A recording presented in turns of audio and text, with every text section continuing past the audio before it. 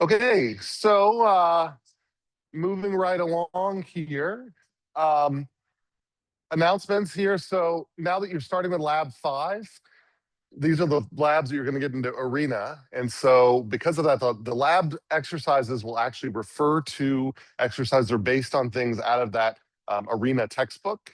I've actually provided old versions of the textbook or links to them that I think should be sufficient. The downside is I'll mention throughout the semester is that the newer version of Arena has a slightly different interface. And so if you use the old version of the text, it'll say something like, to look here to find these elements when they're actually in a slightly different place. But once you've made that transition or that translation, it's pretty easy to the exercises are identical. Just have to figure out that things that used to be here are now over here.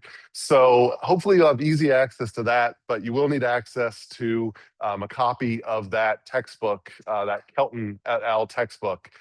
Pretty much any edition after the 5th edition, as long as you're okay with the version differences with Arena 16.1 and up, which is the version that you'll find on the lab computers. If you download the version, you'll find that.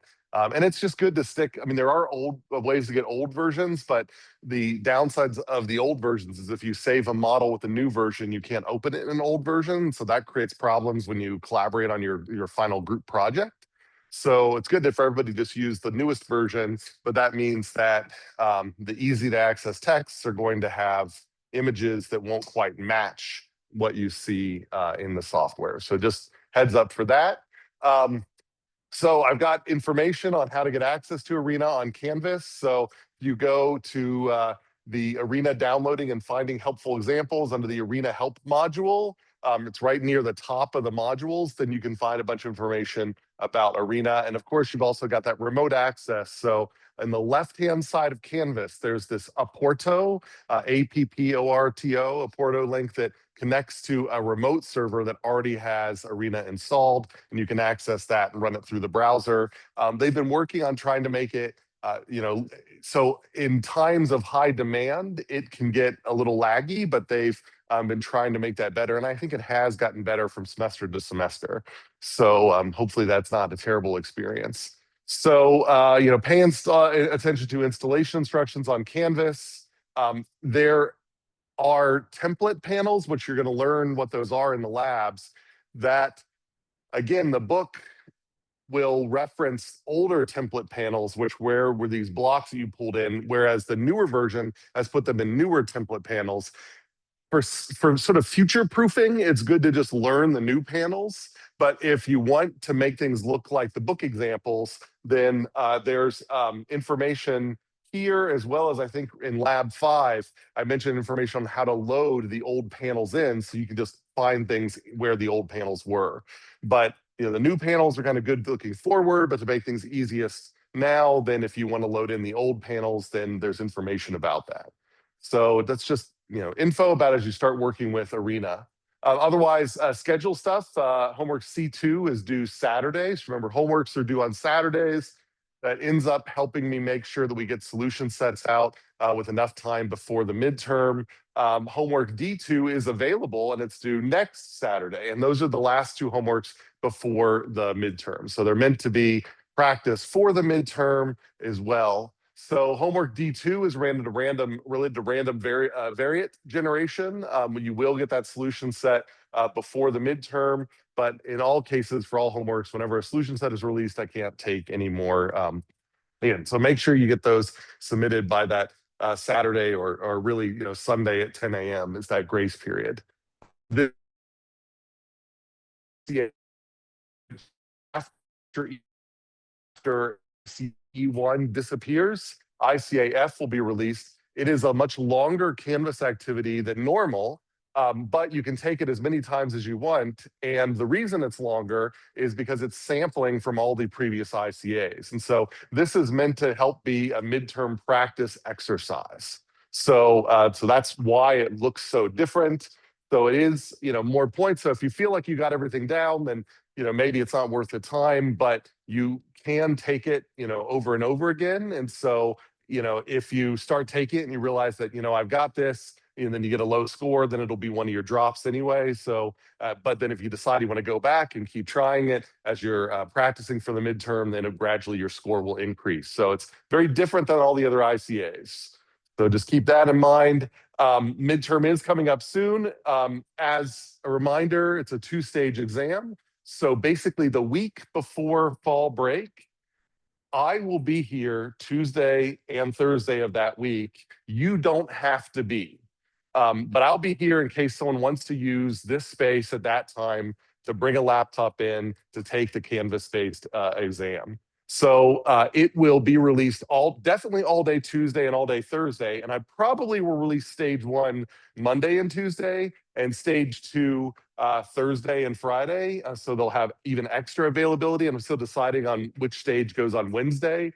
But the idea is when it's open, it'll at least be open stage 1 all day Tuesday and stage 2 all day Thursday. Then stage 1 is the only timed one. So for stage 1, that all day Tuesday, you can start at any time, but then you got 90 minutes to finish it. So you come to this class, there is a class that comes in after this one. So if you do want to take it here, then you're going to be limited to that 75 minutes. But if you take it anywhere else, then I give you that extra 15 minutes just as for technical issues, because it is run through lockdown.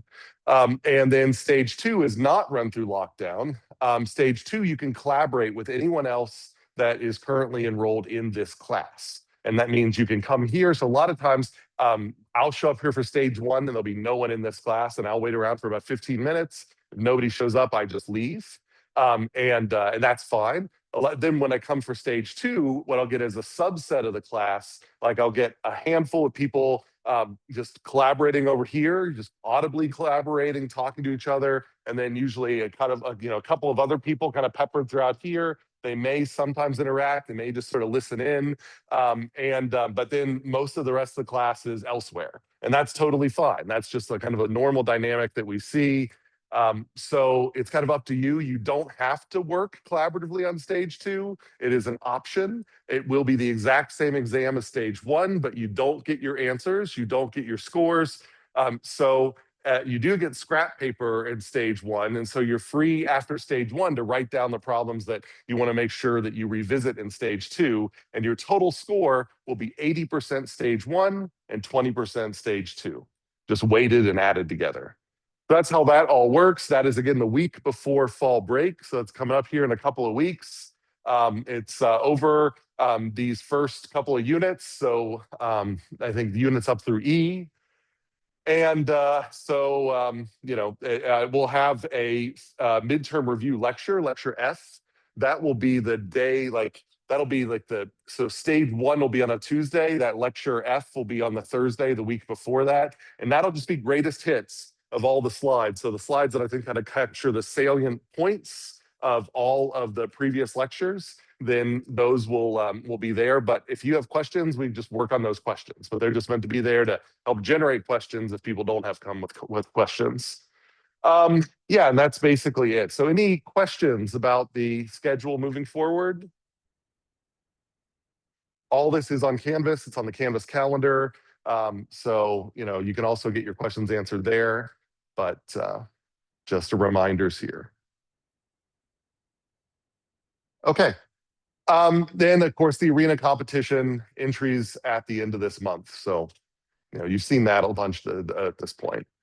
All right. So, last time we introduced probability measures, probability spaces. We mentioned we have to worry about probability because in this class, we build stochastic models. Stochastic models use randomness to make modeling easier. We do not say the world is random. The world isn't random. The world just has a lot of degrees of freedom that we have a hard time keeping track of. So because it's easier to have fewer variables than more, then rather than trying to keep track of every single thing that could cause a variation in nature, we create random probability distributions. We use them, which have very few parameters, in order to generate realistic variation without a great deal of modeling burden. So that's the idea. That's what a stochastic model is. It's a guess or a conjecture that the underlying source is random, even if we have a lot of evidence that it isn't random. So that's what we mean by stochastic.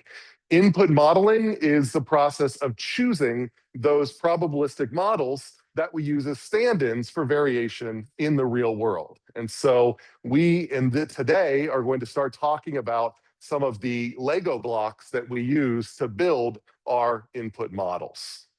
So that's kind of the setup there. So in order for us to understand those probability distributions, we have to understand probability. And so we talked about that, a probability space is a mapping from a sample space, which is a set of outcomes. A random variable, that is a mapping from a set of outcomes, a sample space, to the real line. Once we've made that numerical mapping, once we've assigned numbers to outcomes, we can then build mathematical constructs which represent the frequency of those outcomes. And that's what a probability measure is. And we import a lot of intuition from mass. So just like we have a conservation of mass in the natural world, we have a conservation of probability in probability spaces. And so that's why we see a lot of the same terms.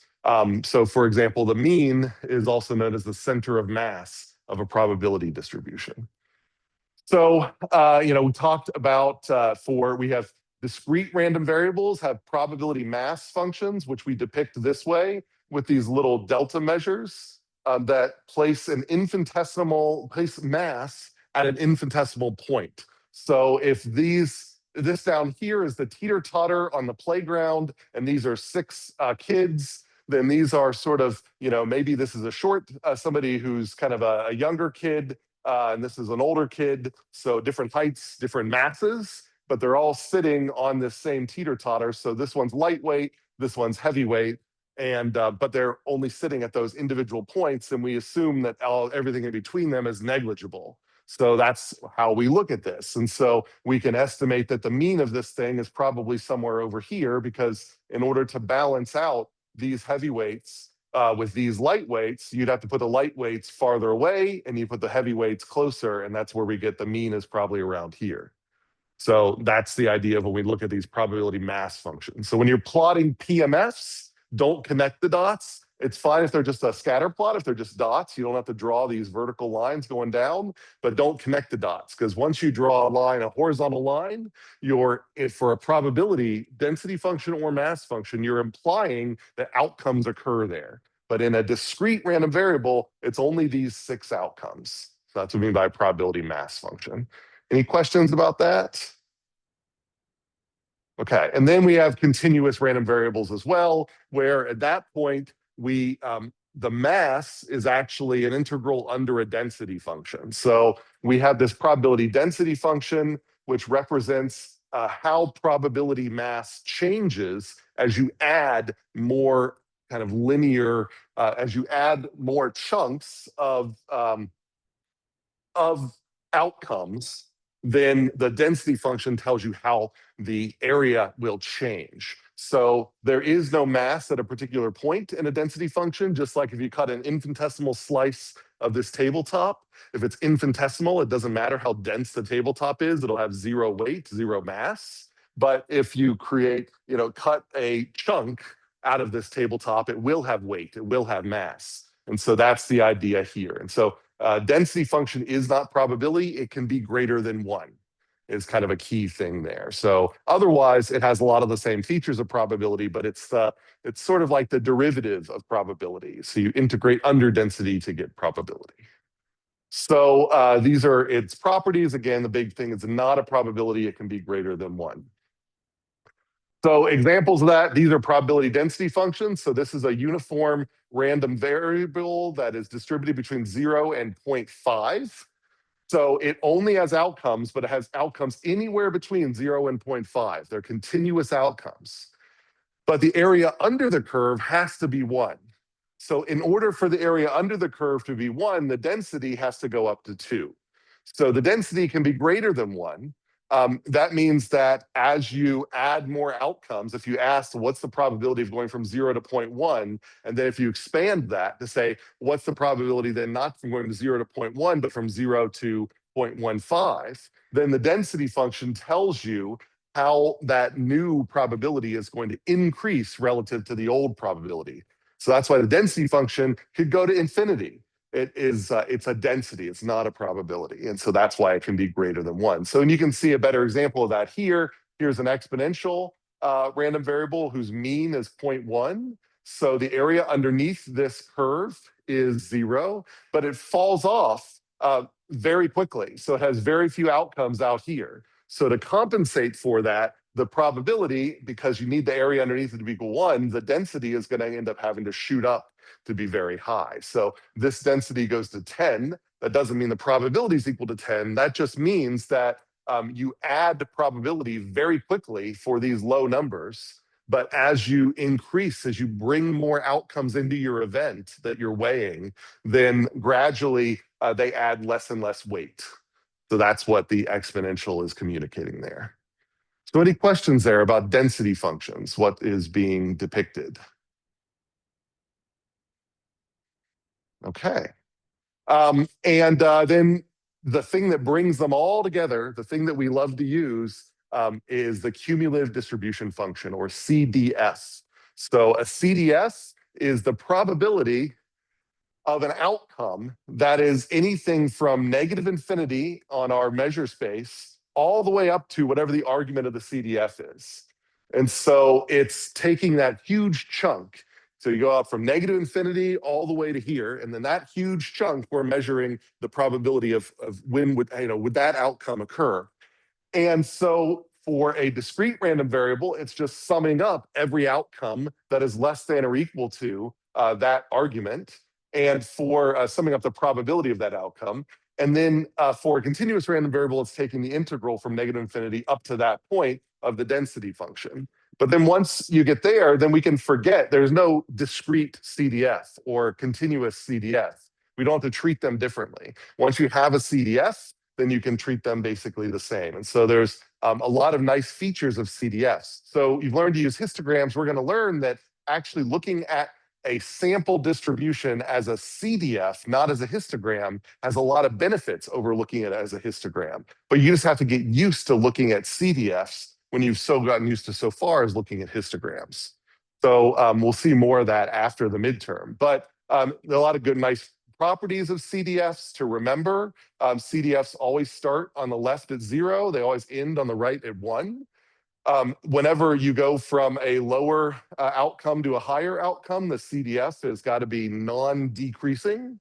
And if I ask you for the probability of an interval, how much does an interval weigh, and I give you the CDF, then you just take the CDF of the upper side of the interval minus the CDF of the lower side of the interval. So, and then there you go.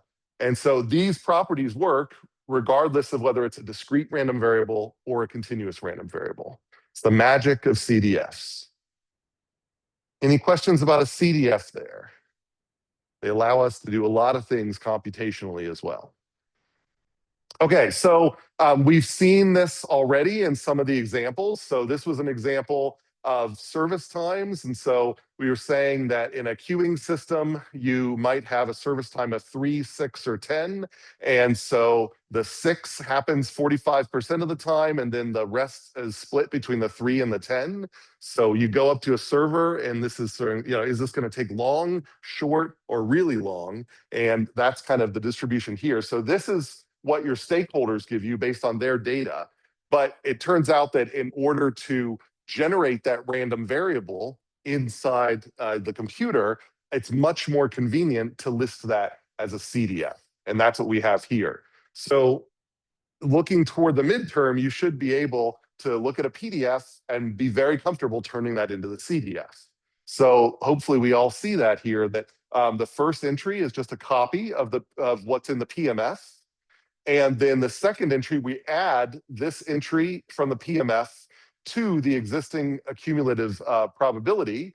And that, so 0.3 plus 0.45 gives me 0.75. Then this 0.75 plus 0.25 gives me the 1. So it always ends at 1, and it's implied that it's 0 out here for any values less than 3. So any questions there? You see how we go from PMF to CDF just by adding things? And then once we have that CDF, so this is the interpretation here, is that 3-minute service times occur with 30% probability. That's this one here. If I switch to the CDF, then what we're saying is that 3-minute service times or less happen with 30% probability. 6-minute service times or less happen with 75% probability. And 10-minute service times or less, that's everything. That occurs with 100% probability. So that's how we interpret that. And then if we have that, then it makes it very easy to draw random variables because we can plot the CDF. So because it's discrete, it looks like a stair step. That's a property of it being discrete. That's not a special CDF. All CDFs are equal. It doesn't matter continuous or discrete. But when you look at the CDF, you can tell it's discrete because it's got these jumps in it. And when I look at that, I plot that. If I draw a random number between 0 and 1, if I put that in the y-axis, so I'm inverting the CDF, that's something we're going to learn. It's called the quantile function, the inverse CDF. If I invert that CDF and I put in an input here in the y-axis, then it ends up telling me an outcome. So I have uniformly distributed, random numbers that are anything than equal density from 0 to 1. But when I go here, then I'm going to get outcomes 3, 6, and 10 that match my desired biased density. So this is how we generate biased outcomes, is by using an inverse CDF, which is one of the reasons why we care so much about CDFs. Questions about that? We're going to learn a lot more about this inverse transform method in lecture E2. Okay. Likewise, we can do the same thing with continuous CDFs. So it again rises from 0 to 1, asymptotically to 1. So it rounds off here at an asymptote.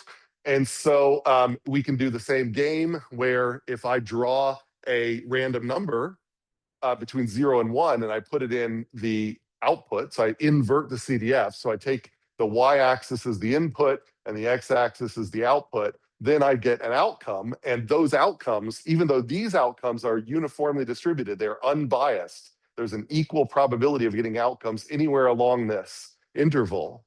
The outcomes along here will be biased, so you'll more often get outcomes closer to 0 than far from 0. And that's due to this bend that occurs in the CDF. So you can see here, these are equally spaced. And even though these are equally spaced, here, these 2 points up top are spaced farther apart down here. These 2 points are spaced closer together. So you can see that equally spaced points down here on the bottom, from say 0 to 0.5, they will clump together close to 0 on the output, whereas points from 0.5 to 1 will get spread out. And that's the magic of the inverse CDF, allows us that even though Excel doesn't know how to generate exponential random variables, Excel does know how to generate random numbers. And with this transform, we can turn the random numbers from Excel into any random variant we want. And we'll learn more about that in lecture E2. But questions about the CDF or this general idea? Just sort of start remembering this idea as we start using it more and more. Okay.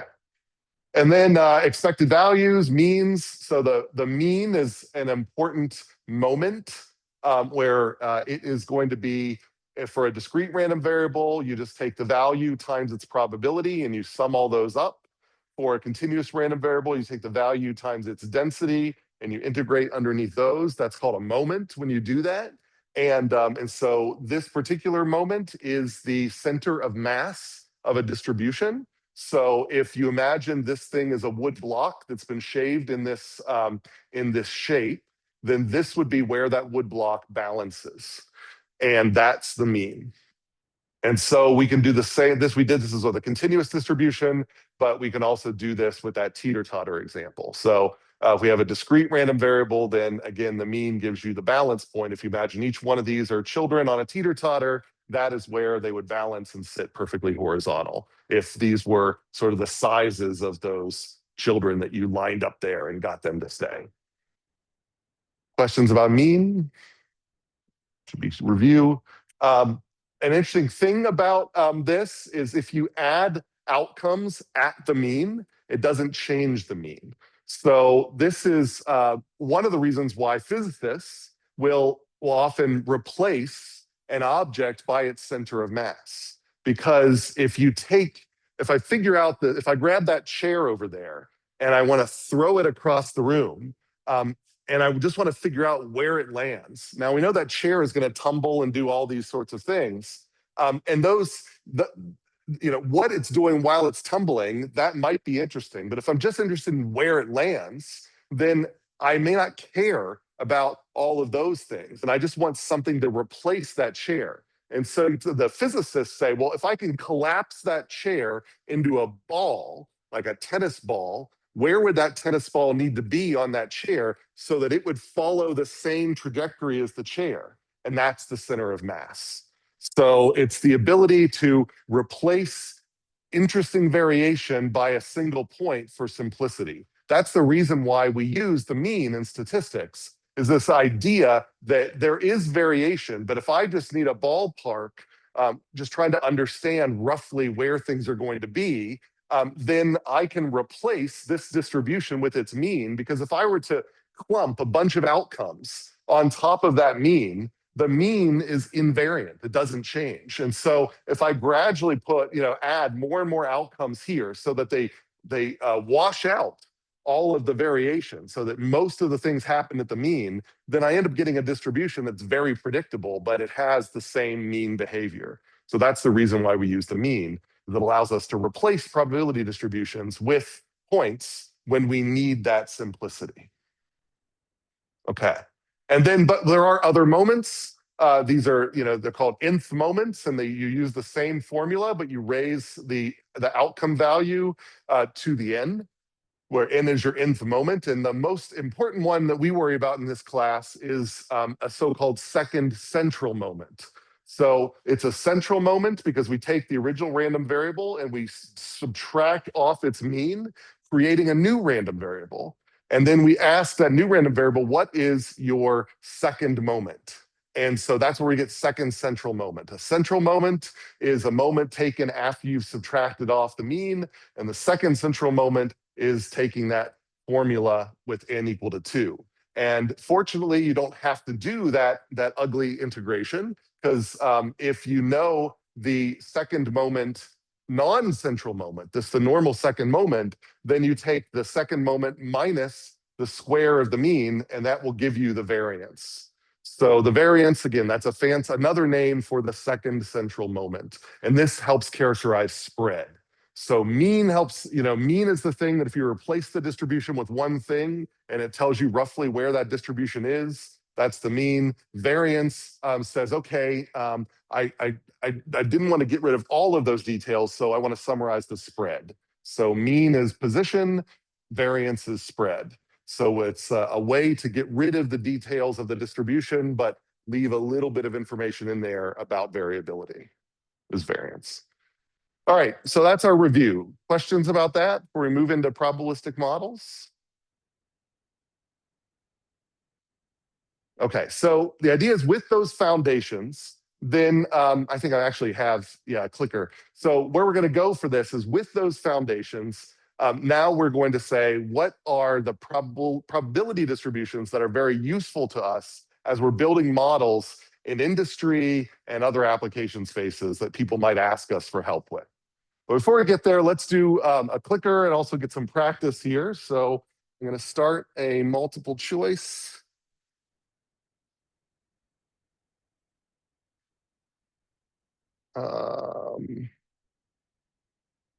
Right here. Let's do that again. Okay, so I think the clicker is up and running. Oh, it's almost up and running. All right, now it's up and running. Okay, so question here. Let's look at these three. We're going to do a couple of different clickers. So, the first question here is, which one of these is a PDF? So I'll give you 10 seconds to clock your answer in. Then I'm going to go and ask you a new question about these three. So which one of these is a PDF, a probability density function, A, B, or C? So just take a guess, and I will hit stop here in about 10 seconds.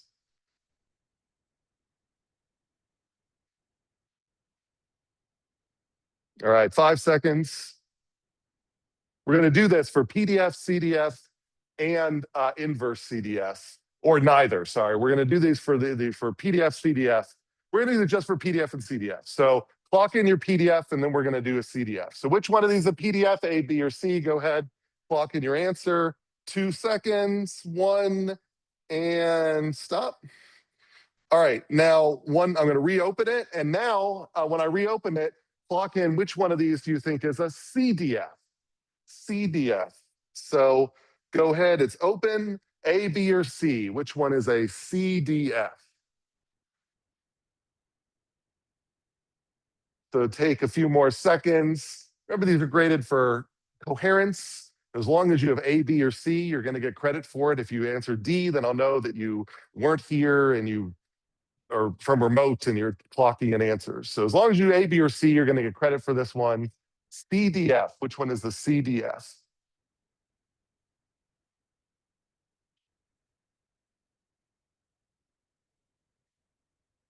All right, I think we had 53 people last time. We only have 50 now. So last 3 of you, get in your answer. Which one of these is a CDF? I'll give you 3, 2, 1. All right. Okay, so all right, so I've got your answers logged. Now let's see. So if we think about, let's do CDF first.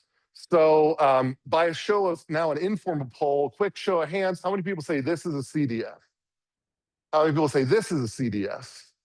Okay, a few hands, how many people show this is a CDF? All right, a few more hands, and then there's some that were, but it sounds like the majority were kind of going here. Why would this be a CDF? Does somebody have an explanation? Thoughts? Yep.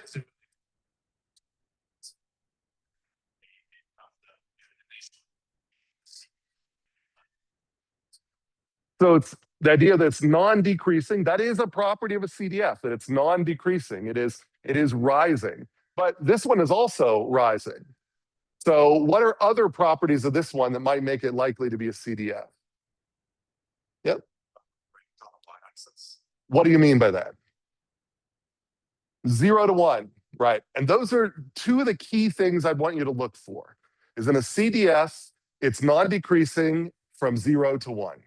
That's a CDF. Often are S-shaped, not always. This one is a CDF for an exponential. It doesn't have that inflection point, but so it just rises straight up here, but it goes from 0 to 1. So, and it doesn't decrease anywhere. So yeah, this is definitely a CDF.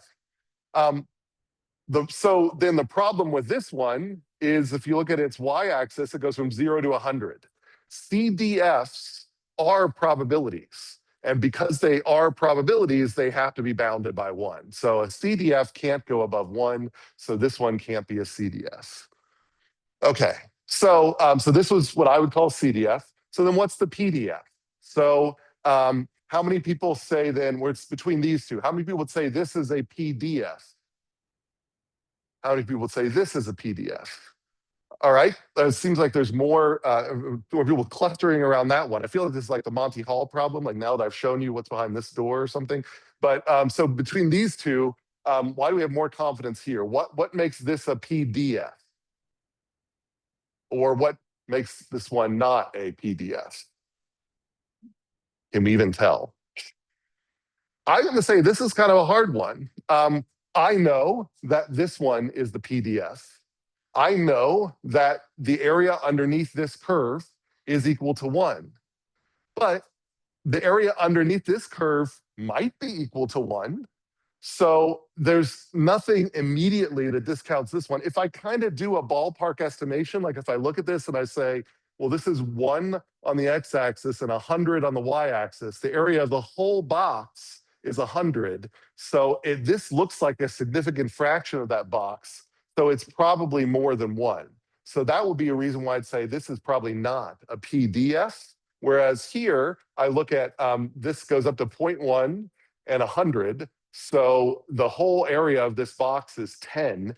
And this, I could say, yeah, maybe that's 1/10 of the area. So that makes me think that this is more likely to be a PDF because it looks like the area underneath there is 1. But otherwise, it looks pretty good. Both of them look pretty good in that they are greater than 0 or greater than or equal to 0 everywhere. And that's kind of the key feature. So if once I know that they're greater than or equal to 0 everywhere, they're not negative, then I have to ask what's the area underneath them. And this one, I think, is much more plausibly has an area of equal to 1. And I know that this is an exponential and this is its CDF. Does anybody, can you tell what this is?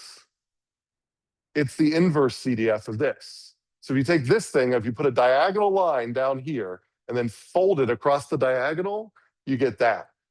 So this is your random variate generator of an exponential. This function here tells you that if you had a random number uniformly distributed between 0 and 1, this function tells you what the outcomes will be if you want to generate an exponential. Okay, let's do another one, but I'm not going to worry about a clicker for this one. Similar idea though. So now I got 4 options. So let's look at these and I'll start with the CDF first. So how many people think that D is a CDF? How about C? How about B? How about A? All right, some more hands for A. So again, the nice thing about A is that it is non-decreasing. It's always rising. It starts at 0. It ends at 1. One of the potentially confusing things is on the x-axis, you see that it goes below 0. But that's okay. That's just saying this random variable takes negative values. And that's fine. Random variables will sometimes take negative values, sometimes take positive values. There's no constraint on the values, the outcomes of that random variable, the outcome space, the sample space. But there's constraints on the probability. And this one is, it looks much more like the CDF. All right, so then, all right, so we've figured out where the CDF is. What about the PDF? So how many people would say, I'll go the same order. How many people think D is a PDF, a probability density function? How about C? How about B? Okay, very few hands. Let's try that. I'm going to do so. B, raise hands for B's again. How about C? A few more hands. How about D? Okay, so a little less confidence on this one. If we look at, remember, a probability density function, what is a key thing that excludes something from being a probability density function? If you see it, you know it can't be a probability density function. You can see it fast. Negativity. So this one's, the y-axis here has negative values. So this one can't be a probability density function. So we immediately exclude it because the densities have to be non-negative. So it could be this one or this one. This one isn't even a function because, if you have, for the input, you have multiple outputs. So this one here is a graphical inverse of this one, I think. But it's just because I flip the graph, it's not a function. And a probability density function has to be a function. So I can't have 2 outputs for the one input. So it's definitely like this one. So this is our PDF, most likely. Now, in order for me to be sure about it, I have to take the integral underneath this curve and see if that integral is equal to 1. If I roughly eyeball this, I say, well, that whole area of the rectangle is 3. I buy that that's about 1/3 of the area of this graph. And so, yeah, maybe I buy it. It's definitely not greater than 1. So I would say this is our most likely PDF from these. It can be greater than 1. PDFs can be greater than 1, so that doesn't exclude it. So it fits. Question? For a PDF, the density will always be on the y-axis. For a CDF, the probability will always be on the y-axis. So both of those functions, their inputs are outcomes and their outputs. So the x-axis for a CDF and the x-axis for a PDF come from the sample space. Well, I would say they are the real projections from the sample space. They're the things that could happen. And then the y-axis are the probability-related metrics that describe the frequency of those things. So yes, but so this PDF, its integral is this CDF. So this is how you go from here to here. And you can see this CDF does have an inflection point. It is S-shaped, as most CDFs are. And the inflection point is typically the mode of the PDF. So that point where the PDF flips over, that is the point where the convexity changes. So the second derivative changes of the CDF, and so that's why you got that inflection point. So when you see an inflection point in a CDF, you actually are seeing the mode of the distribution. So that's something you just learn to start looking for: inflection points in CDFs. You used to look for peaks in PDFs. Now you look for inflection points in CDFs. Okay, but so now if I invert this CDF A, if I invert that, I get B. This is my inverse CDF, which we're going to learn is called the quantile function. And in that case, it flips the inputs and outputs. So in that case, you can think of it as taking like probability on the input and then getting an outcome on the output.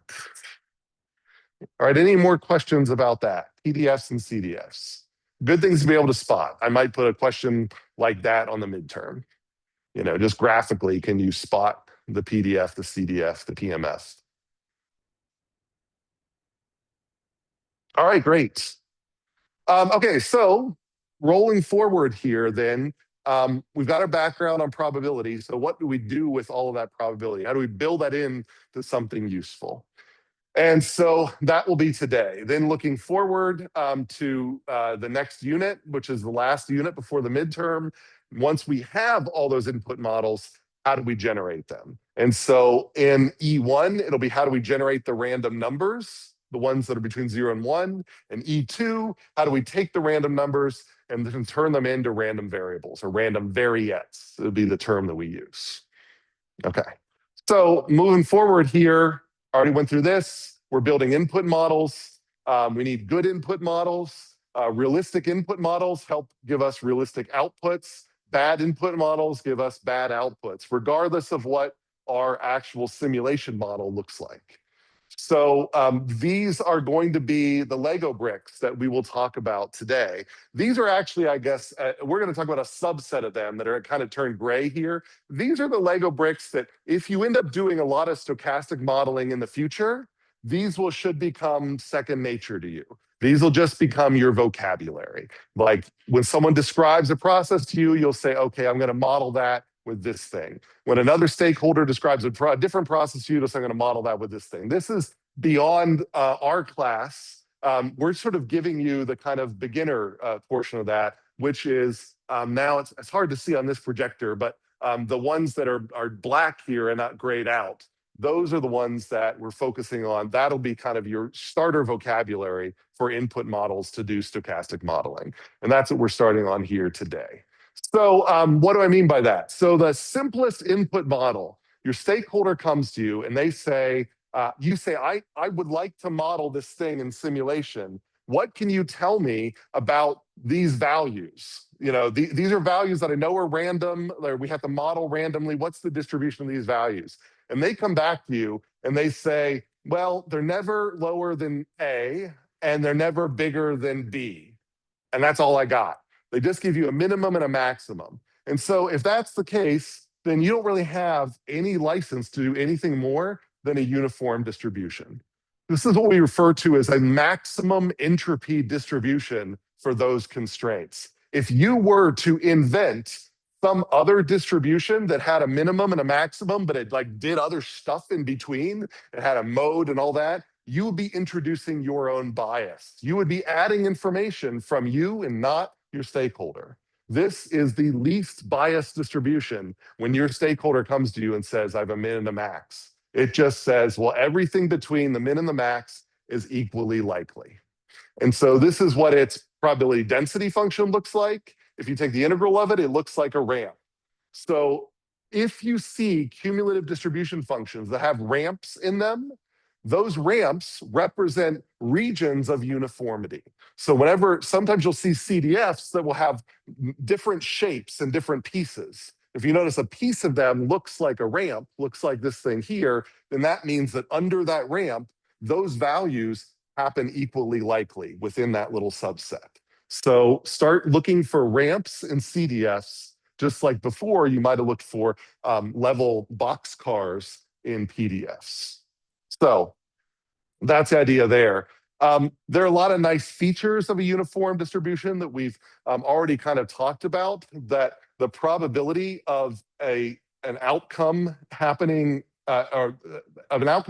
in between any two numbers is just the CDF of the upper bound minus the CDF of the lower bound, and which, because we know the CDFs, is this formula right here. So it's really nice that the length of the interval communicates the probability of finding things inside that interval.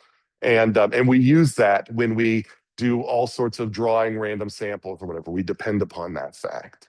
Yeah, and so we're going to talk a lot about using these in lectures that you want to need to. That's the uniform. That's kind of, we've already seen that one a little bit. Any questions about the stuff I mean there? What I mean by being the least biased way to, if somebody comes to you, says, I know in a minute a max, just use a uniform. Don't try to invent something. All right, so they might come to you and they say, all right, here's the minimum, here's the maximum, but you know what? Normally we see this value. And you say, do you have anything more for you? Do you have a shape or whatever? And they say, no, that's all. I can tell you that it just seems like we usually get this value, but we know it's never less than this and never greater than this. And so under that case, the pragmatic choice is the triangular distribution, which just has a density function that looks like this. So we're going to make things more and more likely near the mode and less likely after and before it, where they become impossible, but less than the minimum, and impossible greater than the maximum. So it's just a minor sort of shift in from the uniform when you don't have a lot of information. Its CDF looks like this. And again, I'm just pointing out this inflection point in the CDF corresponds to the mode, corresponds to that most likely value. So what you want to look here is when you start looking at cumulative distribution points, look for those bends, those little knees here, these inflection points. And that shows you that you've got a local mode. And that, in the simplest case, the triangular distribution is a great example of that. All right, questions about that? These are not that most exciting of these distributions. This is when people don't come with you very much, so you have to do your best. And the triangular, it's used a lot, because very often people come to you and they just say, that's way too low and that's way too high, but it's usually this. So just put it in as a triangular. If you don't have any more data, it's a good place to start. Okay. All right, now things that are a little richer, a little more interesting. So a normal distribution. So we hear about the normal distribution a lot, largely because of the central limit theorem. It is the outcome of additive processes. So additive where is one example. When you're building things that have multiple steps and you look at the time it takes to do the whole thing, that is another additive process. So additive processes very often are going to have normal distributions, and that's because of the central limit theorem. And we've seen examples of that back in whatever lab that was, lab 3 with the stochastic activity network. That was an example where the thing that was additive was more bell-shaped. And that's because the 3 processes were independent, so it's unlikely for their extreme events to occur at the same time. So that means that they tend to cluster around the mean and produce this, the normal distribution, otherwise known as the Gaussian distribution. So it has a 2-parameter distribution. You got to know its mean, its location, and its spread, its scale. And so we often talk about mean and variance, or mean and standard deviation. It's a good choice for practically unbounded variables when you only know mean and variance.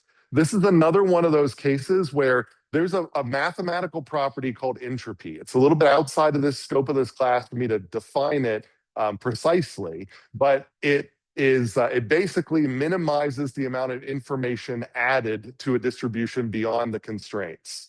And if someone tells you that it's unbounded, it has a mean, and it has a variance, you can pick a bunch of unbounded distributions with a mean and a variance. You can craft a uniform distribution that has that. You can craft a triangular distribution that's that way. You can choose lots of things that meet those three constraints. But this one is the so-called maximum entropy distribution. It minimizes bias. What it says is if you choose anything other than this one, your stakeholders or probably your boss, if you have a good boss, should come to you and say, why didn't you choose this one? In other words, why did you bias the input model toward information that only you have? What do you know that your stakeholder doesn't? And if you say, I don't know, it just felt that way, it felt like I should do it that way, then that sort of suggests that, well, probably you needed to do the normal. Now you have to be careful because it is unbounded. And so there are a lot of processes that are approximately normal because they live far away from negative numbers, for example. But technically speaking, a normal distribution can generate outcomes anywhere on the real line. And so we have this thing called a truncated normal, which is like it's a normal where you don't think that it's going to generate a lot of negative values. And so you just clip it so that even though the distribution would normally go negative, you're going to clip it and force it to drop off so that it has zero mass below zero.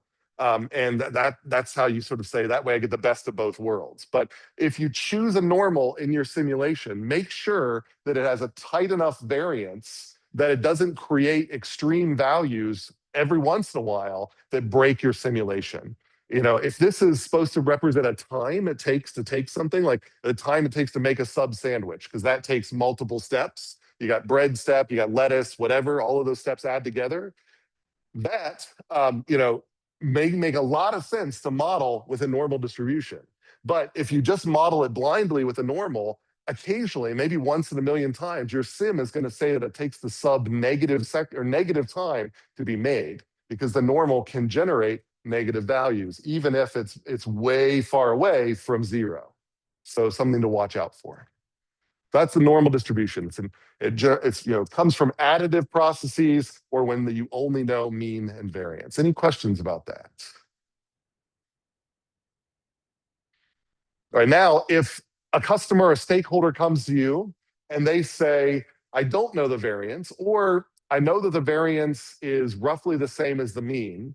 But the big thing they say is, I know it's non-negative and it has an average. So I know that, for example, it's a failure time distribution. I know it takes a certain amount of time for this part to fail. And on average, it fails every 5 years. Well, you know it can't be negative. So it already, because of the failure time distribution, you know it has to be non-negative. And all they've given you is it says, on average, it fails every 5 years. All they've given you. The maximum entropy, least biased distribution is the exponential distribution.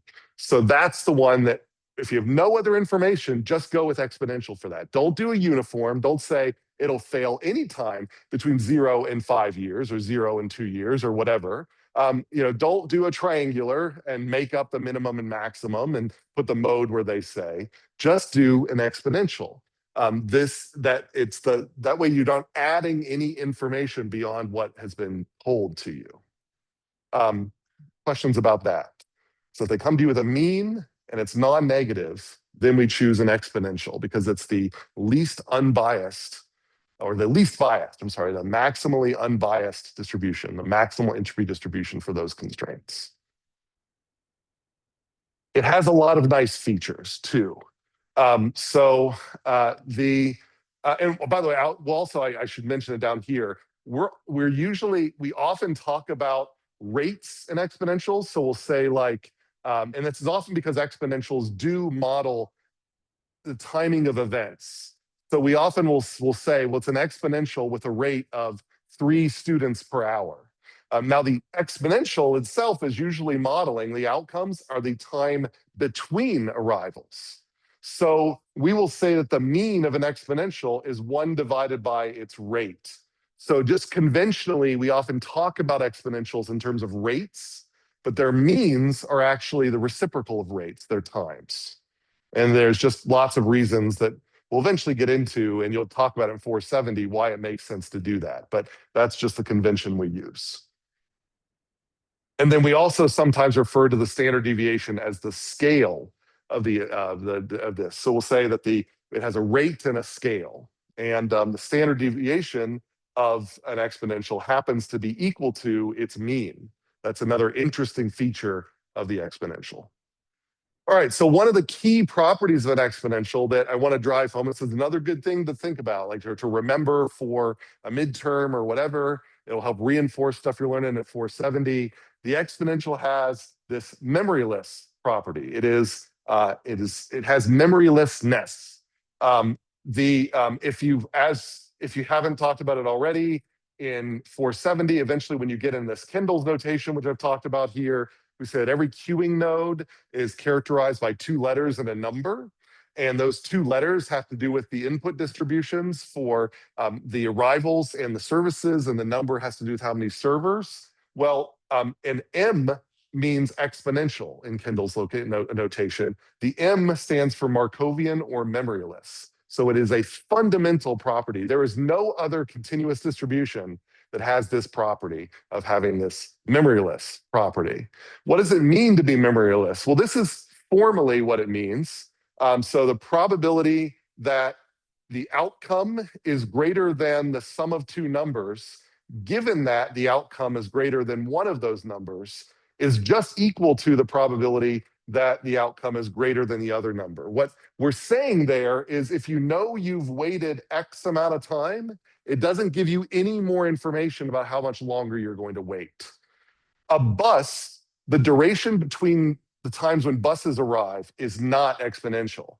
Because if you go to a bus stop, you can ask somebody who's standing there, how long you've been waiting? And they'll say, well, I've been waiting about 10 minutes. And you know the bus arrives every 15, so you know probably it's arriving in the next 5. That means that the system has memory. If buses arrived according to exponential distributions, there would be no value asking someone who's waiting how long they've been waiting.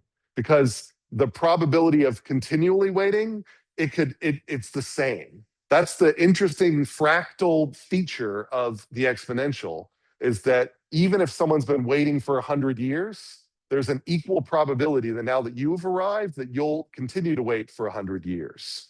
It doesn't help you to know that you've already waited for 100 years.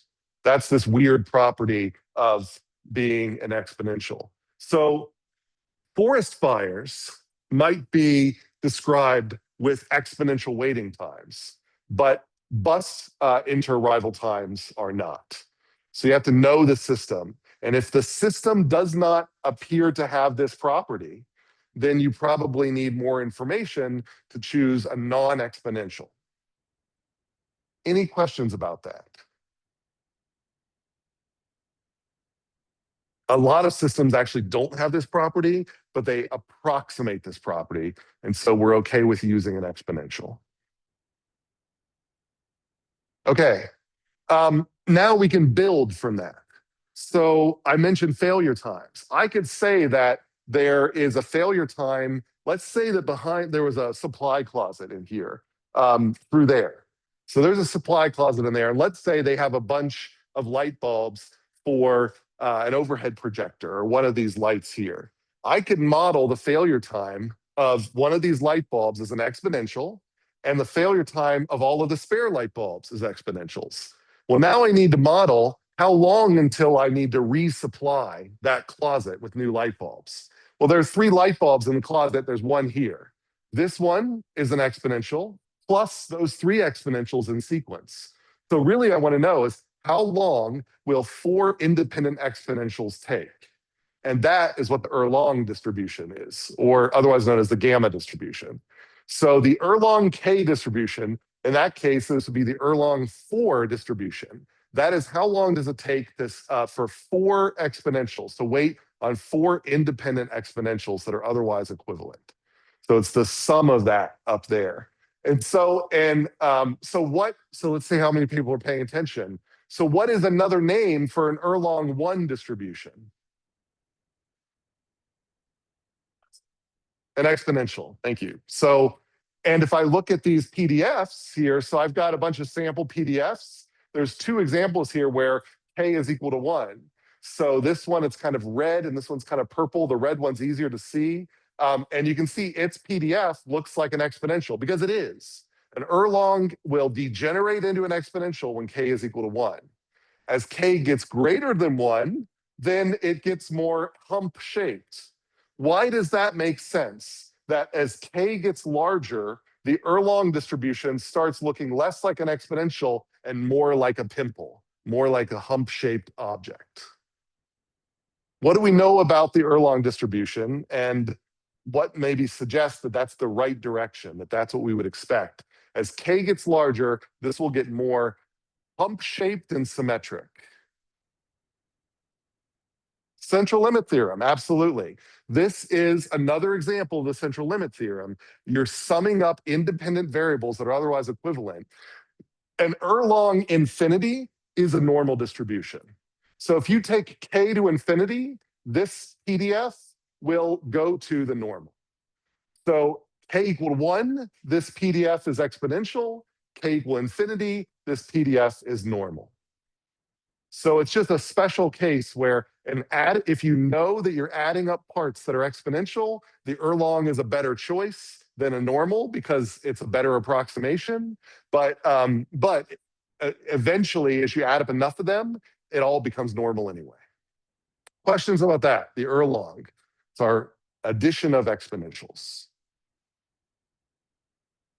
Great. So that's one. That was that one problem of like, I got one bulb and 3 bulbs in the closet. How long till I have to reorder bulbs for the closet? Now, another problem would be, so the bulb that I've got out of the factory, it eventually behaves like an exponential. Like if it manages to survive long enough, it will behave with an exponential failure distribution. But a bunch of these bulbs fail right after the factory. And so we have to use a burn-in period to find out where those bulbs are and get rid of them. So that means we need something that's partially exponential, but we kind of want to pull it down at the beginning. We want to sort of play with it a little bit. And you can kind of do that with an Erlang because you can see, as you know, for like K equals 2, it does that. It like sort of says that, you know, these things, well, maybe that would be that, you know, it never fails out of the factory. Whereas an exponential some would fail out of the factory. But you can play with what happens here a little bit with the Erlang, but it's not very flexible. So that's where we get the Weibull distribution. So you take a reliability course, quality courses, then you're going to see Weibull distributions. Weibull distribution is a modification of an exponential, so it looks very much like an exponential, but they add another parameter. So they have a K parameter that is like the Erlang adds a K, but it's just a general, what we're going to call a shape parameter. And it allows you to start with an exponential and then bend it one way or another to help better fit your data. And so you can, these are all different Weibull distributions with different shape parameters. And so if you can't read this, I've got K values here from 0.5 all the way up to 5. And you can see that when K is equal to 1, it is an exponential. It degenerates into an exponential, but I can bend it down so that things never happen at 0, or I can bend it up so that things happen primarily at 0. I can shift things so that things cluster at points way out here. So it gives me a lot more flexibility. So if you've got something that's approximately exponential, but it doesn't quite fit, then this gives you one more parameter to help bend it into fitting. And so the failure people really like it because failures are usually approximately exponential. At some point in their lifetime, they're going to behave like an exponential, but they won't behave like an exponential in all of their lifetime. So that shape parameter allows you to bend them in just a little bit to make it a little more realistic. That's the Weibull distribution. Questions on that? Great, okay. All right, now we're going to flip into the discretes.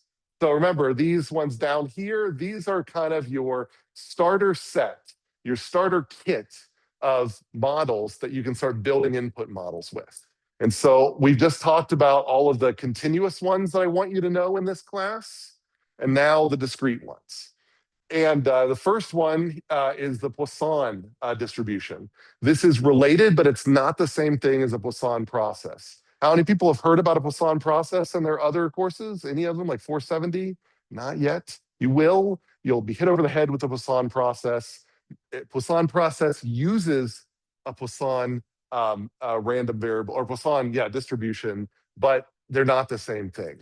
Poisson is discrete. Students will confuse the Poisson with the exponential because they are closely related. But exponential is continuous, Poisson is discrete. A Poisson random variable describes the count of events that are exponentially spaced in an interval. So if I were to ask, how many students arrive to class in a particular set of 5 minutes before class, if I assume that they're exponentially spaced, that count will be Poisson distributed.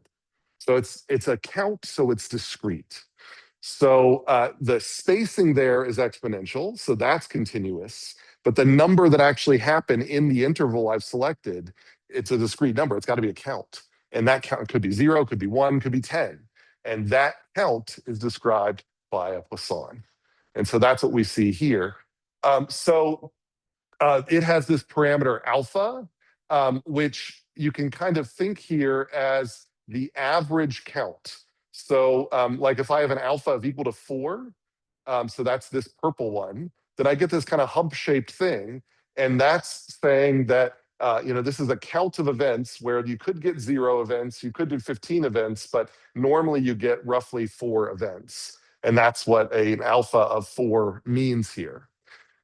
How you go from an exponential to a Poisson is you take the exponential rate, remember I said it was rate, and you multiply it by the interval. So if I know that at the airport that people arrive to the airport and they're exponentially spaced, but that exponential spacing means that 2 people arrive at the airport per hour. And so I want to know how many people will arrive for 10 hours. Well, then I multiply the 2 by the 10, and it will be a Poisson random variable with a mean of 20. That's 2 times 10. So that's how those two things relate. The Poisson describes the count of exponentially spaced things. Questions about that?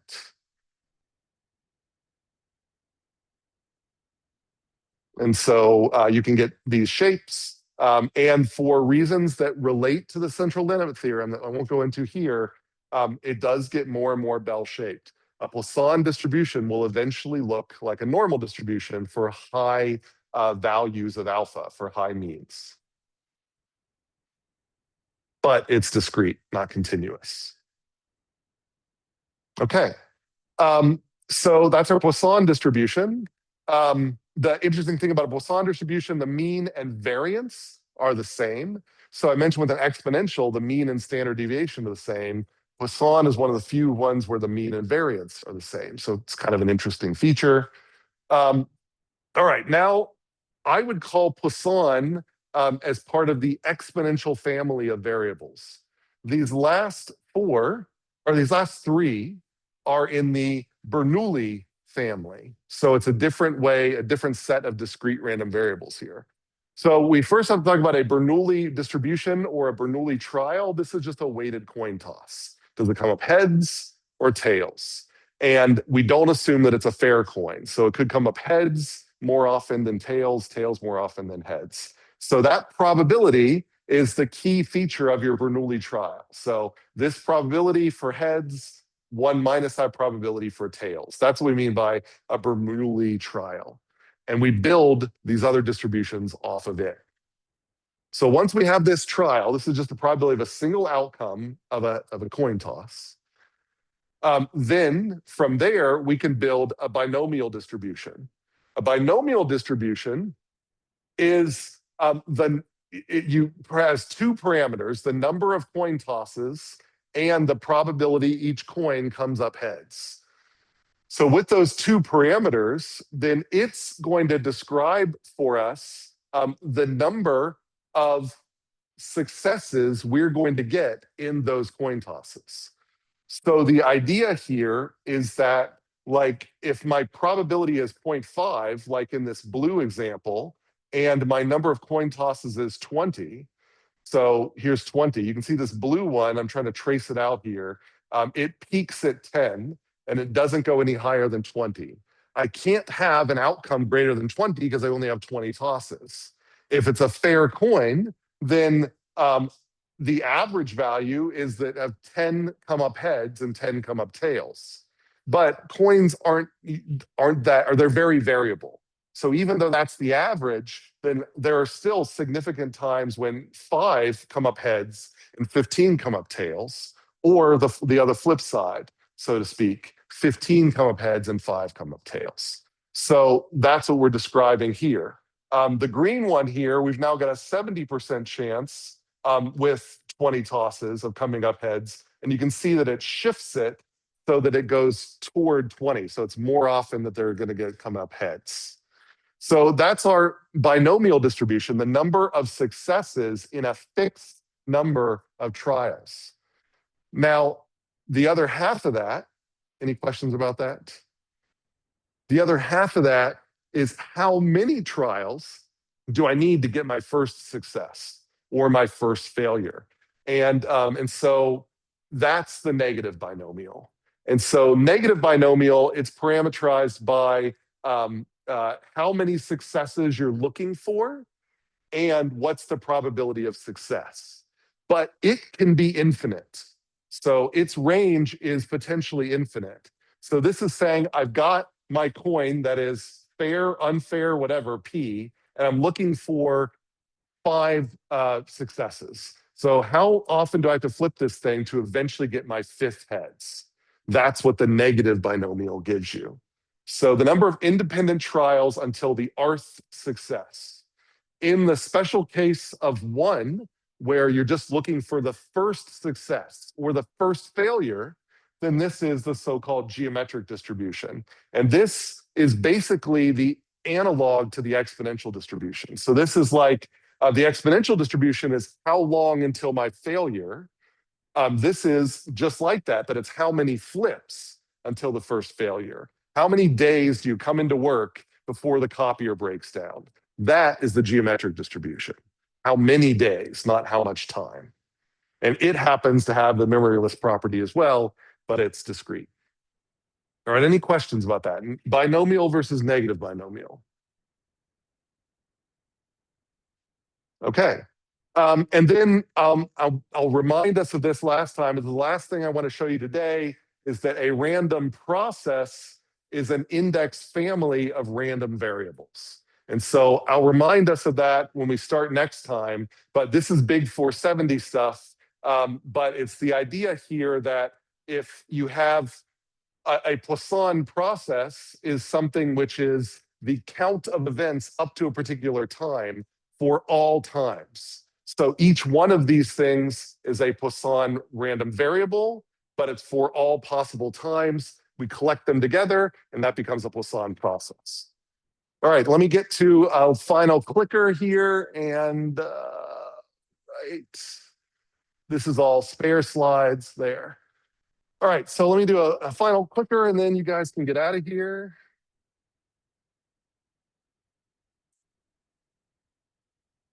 All right, so clicker should be running. So short answer, question being, which distribution is the best to choose if someone says they have a non-negative random variable with a known mean? So that's all they tell you. They give you the mean, and they tell you it can't have any negative numbers. So a non-negative random variable, like a failure time distribution, with a given mean. If that's all you know, what input model should you pick? And that's all I've got for you. So then we can see you Thursday.